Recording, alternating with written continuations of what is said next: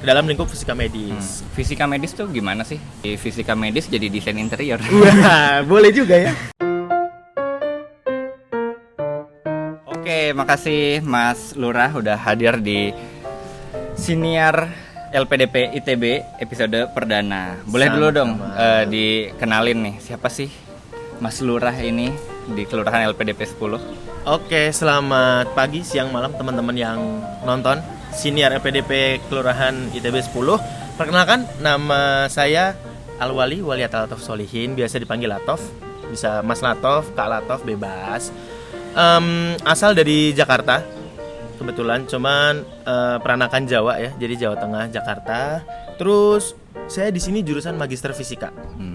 Angkatan 2021 genap. 2021 Yes. genap tuh berarti apa itu?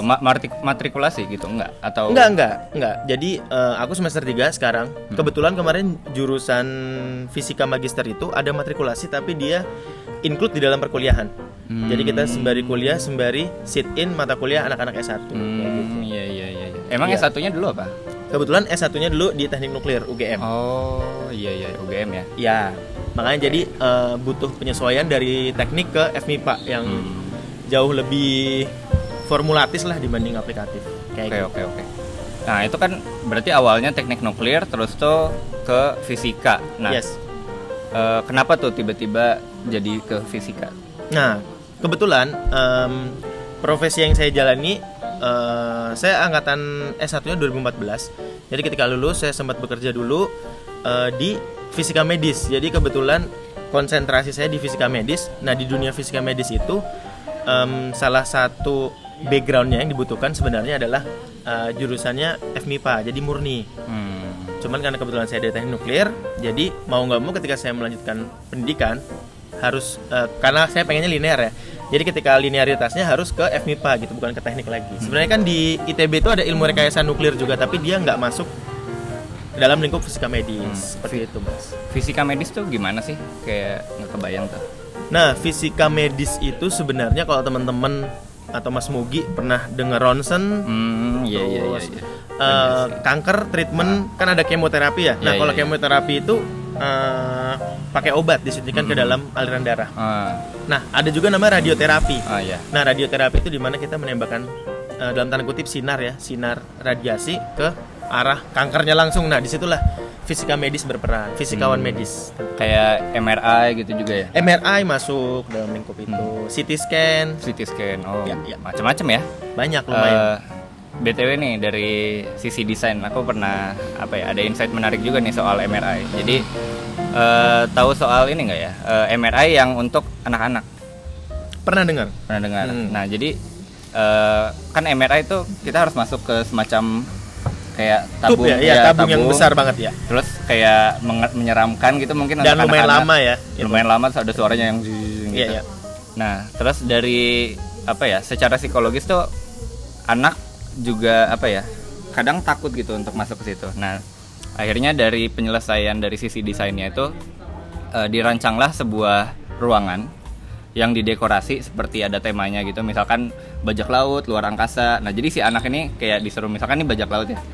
Jadi si tempat MRI-nya itu jadi kayak kapal, terus tuh si tongnya itu buat tempat persembunyian.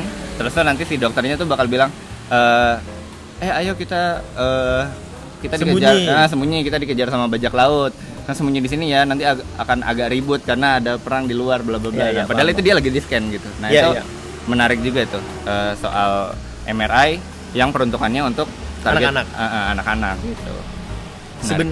Sebenarnya juga itu memang salah satu hal yang jadi concern juga. Jadi selain MRI, di radioterapi tadi ada nama alatnya LINAC, Linear Accelerator. Dia emang menembakkan sinar dan itu treatmentnya sama kayak MRI lama, cuman memang dia nggak di dalam masuk tabung, tapi ke ruangan yang sangat kedap.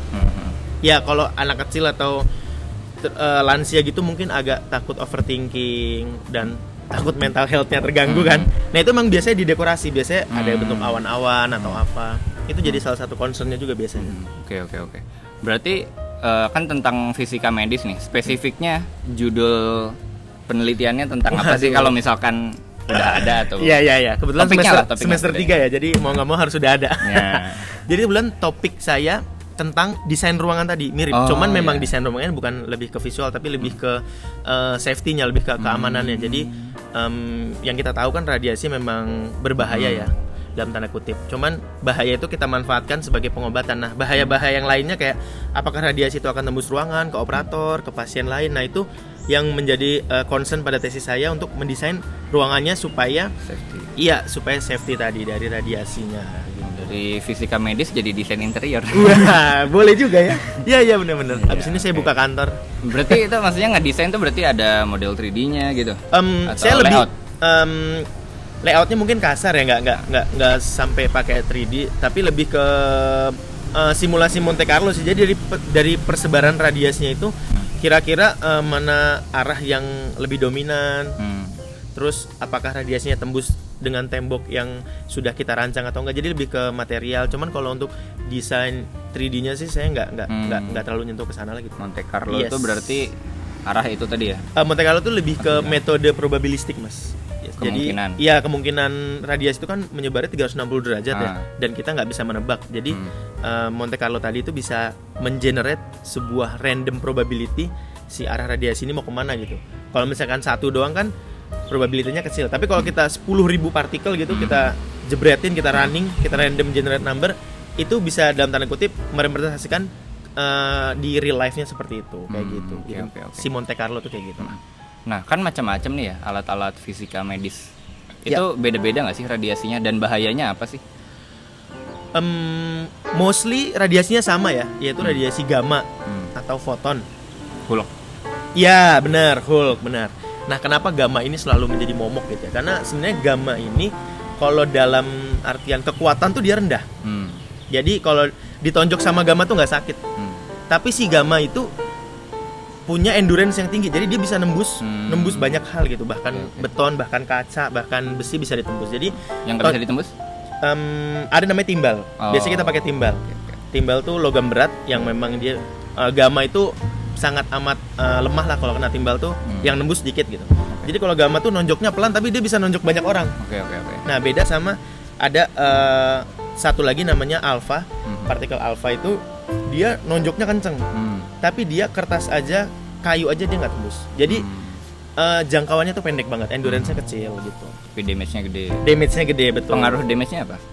Nah, pengaruh damage itu terhadap manusia tentu ada kayak misalnya kulit, bisa jadi kanker, bisa jadi merah gitu. Kalau misalkan sih kalau treatment langsung ya, yang biasa pernah aku lihat itu biasanya jadi merah gitu di sekitar. Gitu. Iya, jadi iritasi sih sebenarnya. Cuman ya kalau keterusan itu tadi yang lebih jadi tadinya ngobatin kanker jadi menimbulkan kanker yang baru. Oke. Nah, tadi kan banyak kan pakai gamma tuh. Tadi belum dijawab tuh apa bahayanya. Ya nggak sih? Bahayanya sebenarnya kalau gamma itu yang paling bahaya karena nggak kerasa sih. Itu sih radiasi itu paling ngerinya karena nggak kerasa gitu. Kayak kemarin kasus 2019, 2020 gitu ya di Batan, Komplek Batan Indah, salah satu tempat berkomplek perumahan itu ternyata ada radiasi yang lepas. Nah, itu kan nggak kerasa sama kita kan. Beda kalau kebakaran terasa ya, ada api, ada panas. Kalau banjir terasa gitu. Tapi kalau misalkan bahaya radiasi nggak kerasa, tiba-tiba ada efek samping yang berkelanjutan. Nah, itu yang lebih berbahaya gitu. Makanya harus apa ya? Harus selalu ada pengecekan lah di sekitar rumah sakit itu. Efek sampingnya apa tuh? Jadi mutan. Wah, pengennya gitu ya. Sayangnya enggak. Oke. Efek samping yang paling biasa itu, kebetulan dulu aku juga kerja di rumah sakit, paling pusing kalau udah kena banyak tuh agak pusing, mual, itu udah paling standar. Kalau udah parah banget ya itu tadi bisa kanker, bisa iritasi. Kalau jangka panjangnya itu bisa kayak penyakit anemia atau banyak yang bilang bisa fertil juga atau mandul. Oh iya. Oke. Cuman itu emang efek yang jangka panjang banget dengan exposure yang sangat ekstrim gitu. Menarik lah ya, fisika medis banyak banget dan Yes. ya kita juga cukup familiar lah ya dengan hal-hal tersebut. Aku juga kemarin baru tambal gigi ya di ronsen giginya. Pasti di ronsen. Gitu. Nah, iya. Betul. Cuma kadang ngerasa parno aja, ini bahaya nggak ya, takutnya kena otak gitu. Iya, sebenarnya itu ya yang menjadi salah satu concern utama di Indonesia gitu, kayak masalah banyak informasi-informasi stigma negatif yang kayaknya terlalu dilebih-lebihkan gitu loh. Contohnya tadi kan, pasti orang-orang banyak yang takut, termasuk kayak anak kecil tadi, kayak takut masuk ruangan MRI atau takut masuk ruangan ronsen biasa pun kadang takut gitu. Padahal di situ manfaatnya banyak juga gitu. Dan sebenarnya itu concern utama aku ya gitu. Sekaligus kayak dulu S1 kenapa ngambil teknik nuklir gitu kan, pasti kan juga banyak yang bertanya-tanya. Nah salah satu concern aja kayak nuklir tuh di Indonesia kayak negatif banget gitu stigmanya, kayak orang-orang takut, orang-orang ngeri Hiroshima Nagasaki selalu gitu. Terus sekarang Jepang kemarin terakhir apa sih namanya, aku lupa itu yang PLTN kejadian, Chernobyl, Fukushima kan Jepang terakhir, itu selalu yang dijadikan apa namanya propaganda lah untuk menjadi anti nuklir. Padahal kalau kita lihat potensinya, kita lihat sisi positifnya, itu listrik bisa sangat murah, dari segi kesehatan pun selama ini orang-orang nggak ngeh gitu. Radiasi yang diterima itu adalah radiasi dalam tanda kutip radiasi nuklir gitu. Jadi sebenarnya berhubungan ya nuklir dengan tadi fisika medis itu. Banget gitu. Makanya salah satu sebenarnya kenapa aku larinya ke fisika medis, karena teman-temanku banyak di teknik nuklir yang larinya ke reaktor, energi nuklir. Itu mereka pinter, mereka brilian luar biasa, tapi mereka kesulitan dalam mempropagandakan positifnya nuklir ke masyarakat gitu. Nah, aku ngeliat di fisika medis nih punya kesempatan itu gitu. Iya. Jadi dirasa masih perlu banyak campaign tentang positif dari nuklir gitu ya? Iya, banget. Untuk anak periklanan coba ya. Apalagi di Indonesia rencananya mau dibangun PLTN di daerah Babel kalau nggak salah ya. Itu ada Torkon, ada perusahaan swasta yang mau membangun salah satu PLTN pertama semoga ya di Indonesia. Menarik. Gitu. Ya semoga terwujud dan apa ya, safety, orang-orang aware dan Indonesia makin maju dalam energi gitu ya. Ada satu cerita lucu. Jadi waktu saya kerja di rumah sakit, saya kan kerjanya mengkalibrasi alat radiasi kan. Yang kerja di situ namanya radiografer. Dia biasa tiap hari di situ dia melakukan kerjaannya dan kena paparan radiasi setiap hari. Ketika ngobrol seperti biasa, tanya, "Mas, lulusan dari mana?" gitu. "Oh, saya dari S1 Teknik Nuklir." Satu statement dia pertama, dan ini biasa selalu dikelontarkan orang, adalah kaget gitu. "Wah, nuklir, serem dong Mas," gitu, radiasi gitu. Tapi yang lucu adalah itu dilontarkan oleh seorang radiografer yang setiap hari juga kena gitu. Jadi benar. Bahkan beliau itu yang sangat dekat ya. Tidak tahu kalau ini nuklir tuh gitu. Oh, ini nuklir yang biasanya saya takuti dengan stigma nuklir itu. Jadi setelah saya jelaskan, "Loh Pak, kan selama ini Bapak juga kena, nggak kenapa-napa gitu." "Oh iya ya Mas," gitu. "Oh, nuklir tuh ini tuh Mas." Jadi apa ya, kesempatan-kesempatan seperti itu yang selalu saya gunakan untuk mengkampen nuklir positivity lah. Bagus, campaign nuklir positivity. Jadi kita harus mengetahui ya, nuklir radiasi itu macam-macam. Ada betul. Karakteristiknya A, B, C, D. Ya, betul. Dan bisa dibikin safety karena utility-nya banyak ya, kegunaannya. Lebih banyak manfaatnya lah. Nah, terus kan ini menarik banget ya, pengen bikin penelitian ini segala macam. Terus di sini kan kita kuliah ya, S2. Pengen tahu dong motivasinya pengen ngambil S2 itu apa sih? Motivasi kayak ada yang ingin dicapai kah gitu? Sebenarnya masih berhubungan sama yang tadi ya, karena di Indonesia ini profesi fisikawan medis itu sedang mengupgradekan diri lah. Jadi kita baru asosiasi profesinya tuh baru masih muda banget, belum terlalu lama gitu. Nah, kita ingin fisikawan medis ini ingin mensettlekan diri di Indonesia gitu, karena di luar negeri itu mostly rata-rata background mereka sudah S2 semua, jadi udah master graduate semua, udah yang S1-nya itu pasti akan di-push untuk S2 gitu. Sedangkan di Indonesia masih rata-rata S1 dan asosiasi pendidikannya pun masih belum banyak.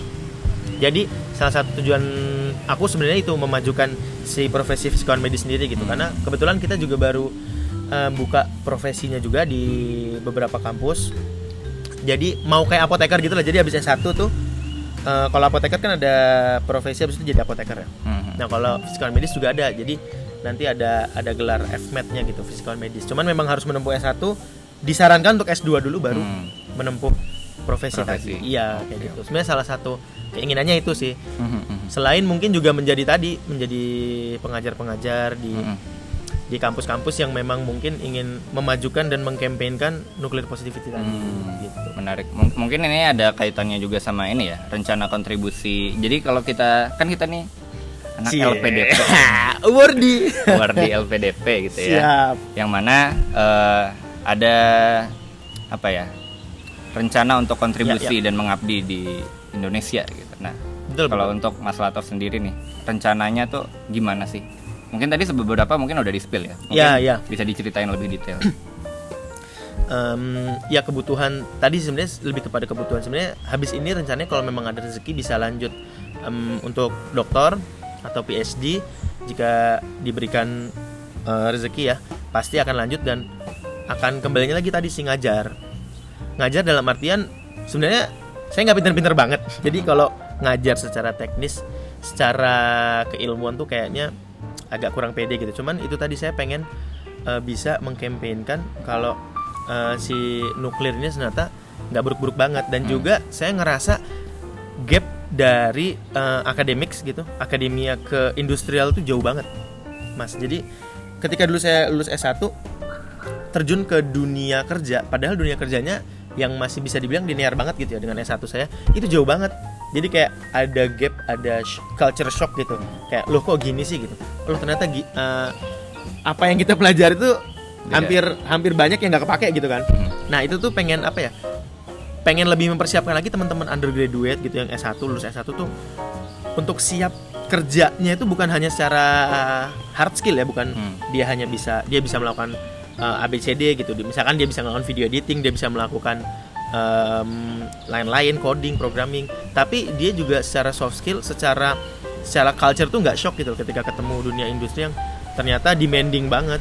Jadi selain pengen memperkuat gitu di fisika medis, saya juga pengen mempersiapkan gitu teman-teman yang nantinya mau terjun ke industri apapun itu pekerjaan, terutama di industri nuklir tuh nggak kaget gitu loh dengan oh ternyata seperti ini, terus oh ada peraturan ini yang harus kita patuhi gitu. Karena ada regulasi kalau terkait nuklir, regulasinya lumayan ketat, jadi banyak regulasi yang harus kita pelajari juga, sedangkan ketika S1 banyak yang miss. Jadi kayak gitu sih Mas. Oke, berarti agar fisika medis di Indonesia semakin baik lah ya intinya. Iya, intinya seperti itu sih sebenarnya. Dan juga citra nuklir di Indonesia. Mantap. Ya itu, citra nuklir di Indonesia. Ya, harus betul. Kita suarakan lah ya. Soalnya kebutuhan energi atau ya, potensi-potensi lain tadi bahkan sampai kesehatan, nuklir tuh potensial banget lah ya. Banget, apalagi apa ya? Bentar lagi kan pemerintah mendorong masyarakat untuk pakai mobil listrik, kendaraan listrik, motor listrik gitu kan. Betul. Nah, mungkin energi nuklir ini bisa jadi ini ya, potensi. Iya, banget karena gitu. Yang sebenarnya jadi perbincangan di kalangan teman-teman juga ketika mobil listrik ini jadi gitu ya. Banyak yang bilang ini hanya memindahkan karbonnya gitu. Ya kan? Mobil yang karbonnya tadinya dari mobil pindah ke PLT yang sudah established sekarang, yang mereka akan jauh lebih istilahnya pasti kinerjanya jauh lebih tinggi gitu. Jadi hanya memindahkan karbonnya saja. Kalau misalkan dari suppliernya belum dalam tanda kutip belum bereformasi ya ke yang lebih sustainable dan lebih green, ya sama aja gitu. Walaupun tidak sesimpel itu sih, tapi ya kalau nuklir gitu dia ada ini carbon footprint gitu-gitu juga. Carbon footprintnya sangat rendah. Oh rendah. Iya. Ada tapi lebih rendah dari kayak batu bara gitu. Rendah banget sih bisa dibilang. Karena dia diproses ulang kan. Uapnya akan dikondensasi lagi, jadi air lagi gitu. Ya. Oke, kalau gitu. Nah, sebelum kita lanjut ke sesi pertanyaan selanjutnya nih, ada nggak fun fact yang menarik lagi gitu seputar topik ini atau apapun lah? Kalau nggak ada nggak apa sih? Apa ya fun fact-nya? Udah disebutin. Oh, fun fact-nya nggak ada nih. Kita udah berharap ya udah nggak apa-apa. Nah oke. Nah jadi kan di sini Mas Latov ini sebagai kelurahan dari LPDP ITB 10. Nah sebelum itu ada pertanyaan nih. Menurut Mas Latov, kelurahan LPDP itu apa sih? Oke. Kenapa kelurahan ini tuh harus ada gitu? Pertanyaannya bagus nih sebenarnya. Jadi kalau secara administratifnya kelurahan tuh seperti perpanjangan tangan dari teman-teman di LPDP untuk di tempatnya masing-masing gitu. Karena kalau untuk di negara luar itu biasanya per negara. Ada juga mungkin yang kayaknya kalau di luar negeri per negara semua deh. Tapi kalau di Indonesia itu per kampus. Ada ITB, ada UI, ada UGM, ada yang lain. Kalau luar itu ada kayak Swiss itu sendiri, terus LPDP Swedia sendiri. Nah, kenapa harus ada gitu? Karena LPDP ini kan awardingnya banyak ya, puluhan ribu ya, mungkin ratusan ribu. Itu nggak mungkin mereka menerima keluhan secara langsung tanpa ada filtrasi dari yang lebih bawah lah, dari yang lebih kenal dekat lah. Kayak misalkan dari kelurahan LPDP ITB, ketika ada keluhan A gitu, padahal itu keluhan yang mungkin ada di FAQ, mungkin ada di booklet, temennya lupa baca atau ada yang miss. Kalau misalkan harus langsung ditangani oleh LPDP kan kayaknya kewalahan ya LPDP. Jadi, nah kelurahan itu adalah perpanjangannya. Jadi kita yang bertanggung jawab untuk bantuin teman-teman awardee di sini yang kesulitan masalah administrasi, masalah perpanjangan. Habis itu kalau mungkin teman-teman ada yang izin cuti atau izin, kebetulan saya lagi ngurus bantuin teman saya yang lagi izin cuti, dia mau riset ke Jepang.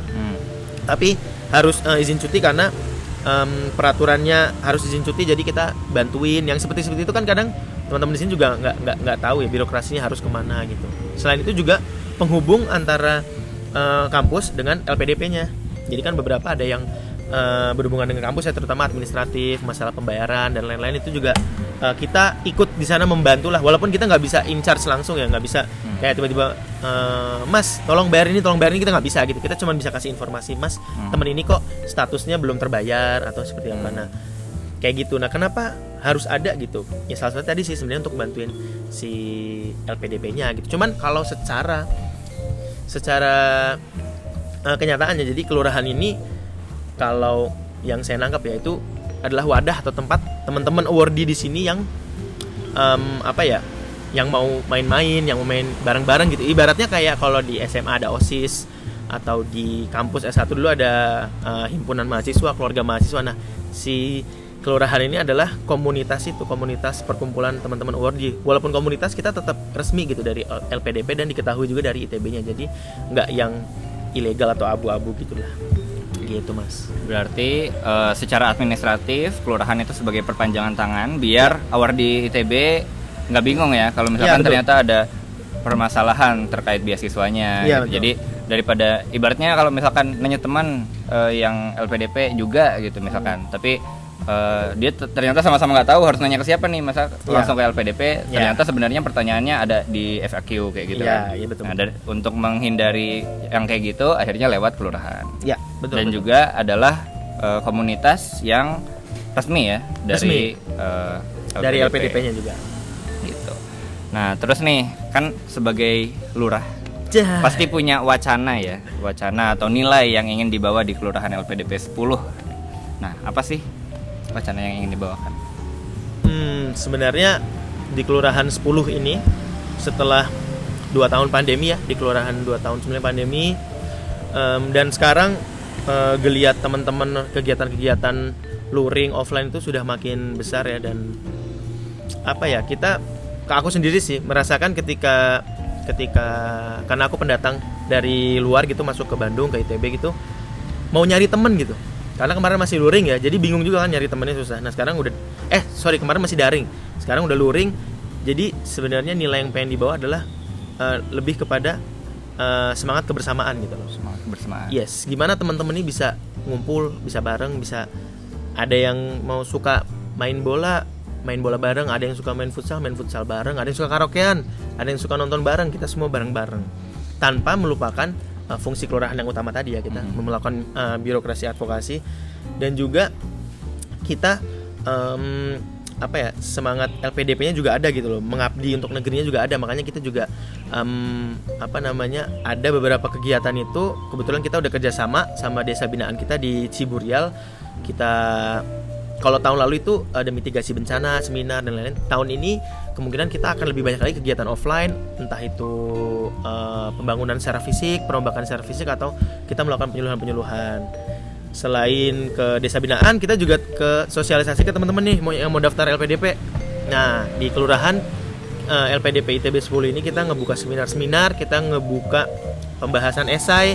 Jadi teman-teman bisa one on one nih sama kakaknya yang udah di ITB duluan, esainya kira-kira bagus nggak sih seperti ini dan lain-lain kayak gitu. Berarti kalau ada anak-anak yang pengen masuk ITB gitu ya, terus tuh pengen pakai beasiswa LPDP tapi bingung gimana, nggak punya referensi, bisa langsung tanya aja di follow Instagramnya aja. Di Instagram LPDP ITB. LPDP ITB. Okay. Di situ ada customer service, ada link-linknya juga kalau teman-teman mau nanya-nanya. Di DM IG juga bisa sih nanya-nanya. Nanti pasti kita akan usahakan kita oper ke teman kita yang kompeten untuk jawab gitu. Mantap. Oke.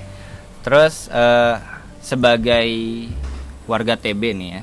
Yes. Nah, apa aja sih benefit yang bisa didapatkan di Kelurahan LPDP 10 ini? Oke. Warga ITB itu sebutan ini ya teman-teman. Sebutan warga-warga ITB yang LPDP. Iya gitu. Nah, teman-teman warga TB di sini yang Kelurahan 10 terutama, teman-teman bisa dapat paling utama banget deh teman main. Karena kita di kampus udah capek ya, capek kuliah, capek riset gitu. Karena jujur agak culture shock ketika dari kampus luar, ketika masuk ke ITB itu pasti yang pertama pasti culture shock di ITB yang akademiknya sangat amat menonjol gitu ya, maksudnya jadi lebih capek lah entah itu riset, entah itu belajar, research based learning, kerja kelompok dan lain-lain itu pasti bakal melelahkan. Nah ketika bingung mau main kemana gitu kan, kalau S1 enak ya kayaknya lebih santai ya. Ketika S2 ini apalagi pendatang gitu, nggak punya teman satu daerah, nggak punya teman satu S1, bisa datang ke kelurahan gitu. Jadi nanya, Mas aku suka main basket nih, kapan ya? Pasti ada aja yang main basket. Saya suka futsal, kapan? Ada yang main futsal. Saya suka jogging, lari, ada juga. Teman-teman pun yang mau ngebahas, yang masih belum capek gitu belajar, mau ngebahas, kayaknya mau sharing-sharing nih tentang riset, tentang akademis, kita juga ada gitu. Teman-teman yang suka sharing tentang riset, tentang publikasi gitu. Terutama sekarang S2 kan harus publikasi ya. Ya. Nah itu juga nanti akan ada teman-teman yang ngebahas tentang gimana sih cara publish gitu. Nggak usah, ya mungkin kalau bisa Q1 bagus gitu. Teman kalau nggak bisa ya nggak apa-apa gitu. Yang penting publish untuk syarat kelulusan sekarang gitu. Oke. Berarti ibaratnya kalau di S1 kan kita bisa kenalan sama teman-teman yang di luar fakultas tuh lewat UKM, UNIT ya, gitu. betul. Nah, S2 kan nggak ada ya UKM. Iya, betul. Nah, inilah jawabannya. Inilah jawabannya. Kalau yang pada bingung nyari UKM. Jadi kita punya komunitas dari berbagai macam jurusan dan fakultas. Jadi kita bisa networking, ya mungkin nanti kedepannya bisa menjalin sesuatu atau dapat jodoh. Nah, benefit lain. Jodoh yang antar fakultas gitu ya. Jodoh antar fakultas, betul. Oke. Terus, nah pertanyaan terakhir nih ya, pertanyaan penutup. Harapan dan pesan untuk warga Kelurahan LPDP ITB. Harapan dan pesan ya, mungkin pesannya dulu deh. Pesannya buat teman-teman warga TB, semoga tetap selalu sehat, terus bisa terus, karena kalau udah sehat bisa terus meramaikan acara-acara event-event di kelurahan gitu. Entah itu event mingguan, olahraga mingguan, atau event-event besar yang nantinya akan kita rilis gitu. Nanti pokoknya ada deh acaranya seru-seruan bareng. Karena tadi ya, kita semangatnya semangat kebersamaan gitu. Pokoknya kita acara seru-seruan bareng, nggak usah yang mumet-mumet, have fun pokoknya. Nah itu pesennya. Sama jangan lupa bayar iuran. Nah itu pesan titipan ya teman-teman dari bendahara. Terus kalau harapannya apa ya? Harapan kedepannya sebenarnya ini harapan untuk warga TB dan untuk teman-teman di kelurahan juga, semoga semakin menjadikan kelurahan ini adalah milik bersama gitu ya. Bukan hanya milik teman-teman yang ngurusin kelurahan gitu, yang berkecimpung, tapi ini kelurahan LPDP 10 ini milik bersama, milik semuanya. Siapapun yang mau berkontribusi, siapapun yang mau memberikan masukan, kita terima. Jadi seperti itu. Mantap. Kurang lebih. Oke, kalau gitu sebelum kita tutup nih, ada yang belum di-spill juga. Jadi kan tadi wacananya tuh adalah semangat gitu ya. Yeah. Semangat nih apa sih artinya? Semangat itu artinya semakin menjadi bermanfaat. Ya, semakin memberi manfaat ya. Semakin memberi manfaat. Itu maksud aku tadi, dikoreksi ya Mas Mogi. Makasih ya Mas. Oke, berarti semoga di Kelurahan LPDP 10 ya. Kelurahan LPDP ITB 10 ini kita semua bisa semakin memberi manfaat. Ya. Oke, kalau gitu. Betul. Oke, makasih Mas Lurah udah mau berbagi cerita di Sama-sama, Senior LPDP ITB. Siap. Mari kita tutup. Thank you. Thank you.